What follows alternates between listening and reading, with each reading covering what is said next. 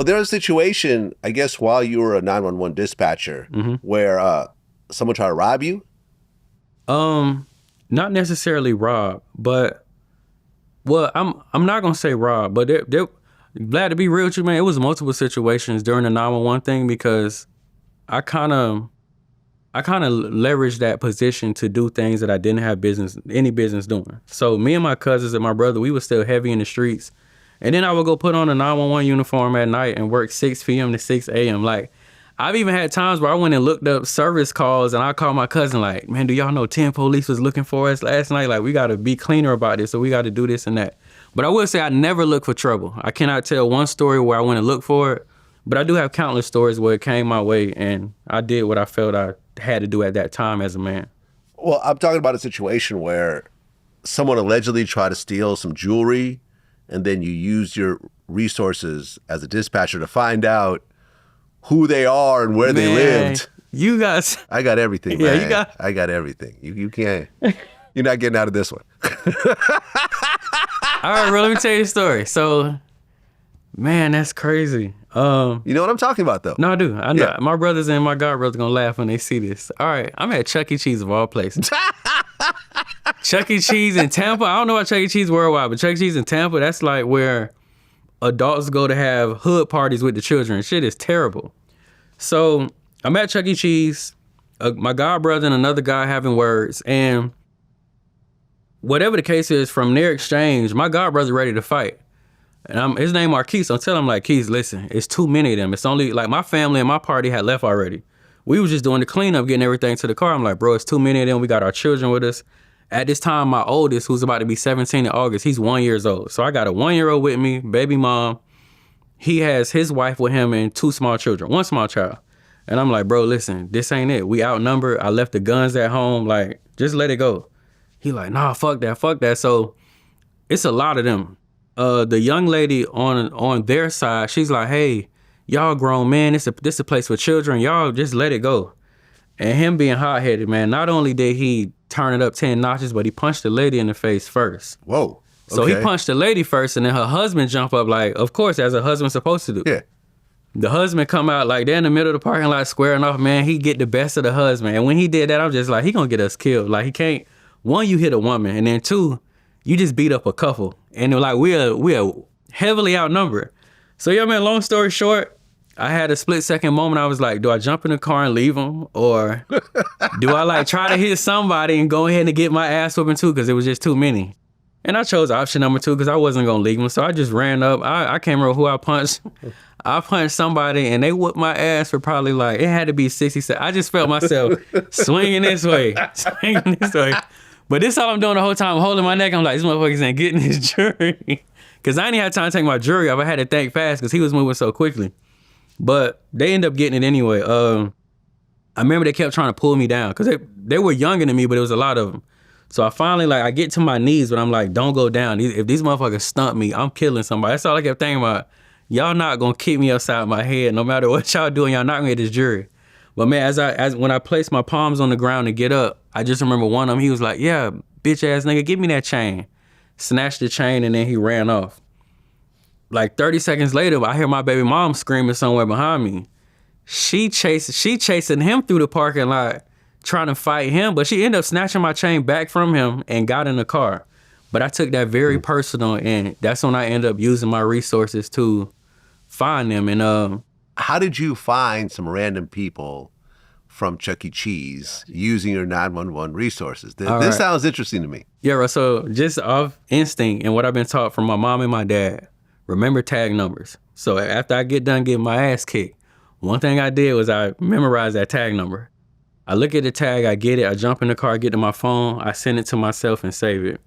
That following Monday, I go to work. The tag comes back to one of their grandmothers because the lady was pretty high up in age. But when it came back, of course, it's going to give an address. So I go sit on this address for probably like 2 weeks in a row until I'm able to... Wait.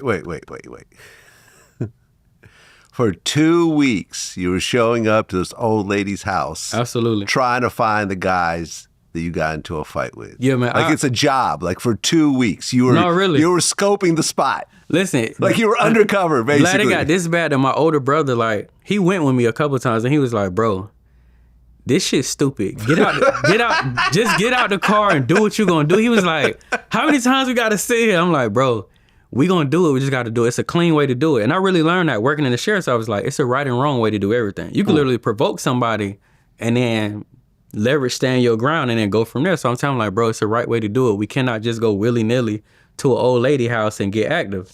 But yeah, like, I'm not gonna lie, the whole research aspect and watching them was a total of 8 months. I like plotted, like I thought about them day and night.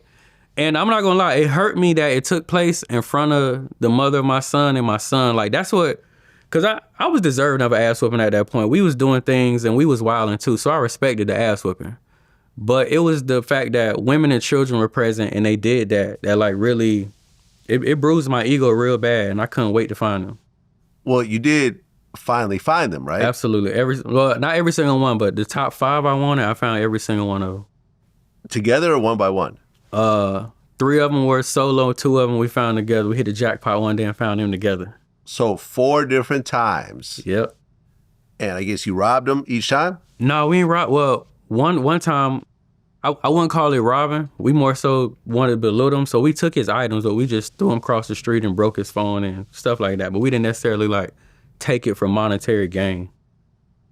And through all of these incidents, no police interaction, nobody files charges, nothing? There was only one time we had police interaction. It's a mall in Tampa called University Mall.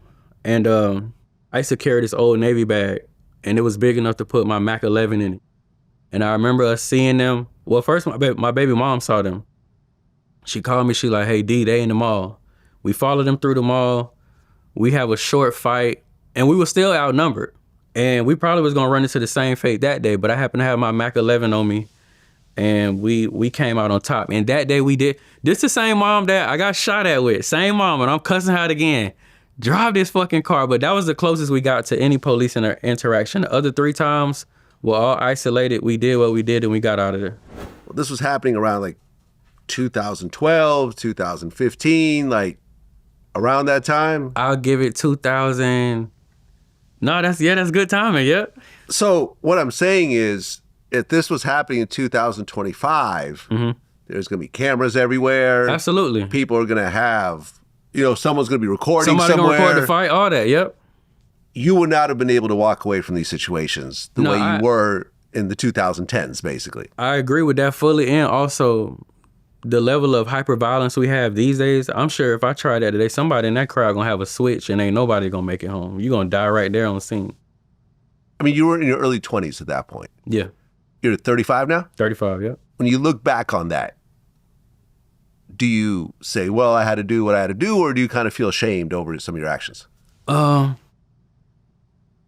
wouldn't say shame, but I will say when those stories are told to my children, they'll be told from a place of evolution and me telling them not to do the same dumb shit I did, because this category and this level of violence that they're up against, I don't think they'll be as lucky. And it's just not worth throwing your freedom away. At 35, if my godbrother made that choice, I'm gonna get in the car and have to leave him. He gonna have to fight 20 motherfuckers on his own. I'm just not. It's just not a good idea for a father of 10 to be outside rumbling at Chuck E. Cheese. Yeah. Yeah. So no, absolutely. Right. All those stories will be told from retrospect with a better way to handle those. And I tell people now, like, as I teach about guns and things of that nature, de-escalation is just as important as self-defense. You got to know when to walk away and just take your ass home and let it go.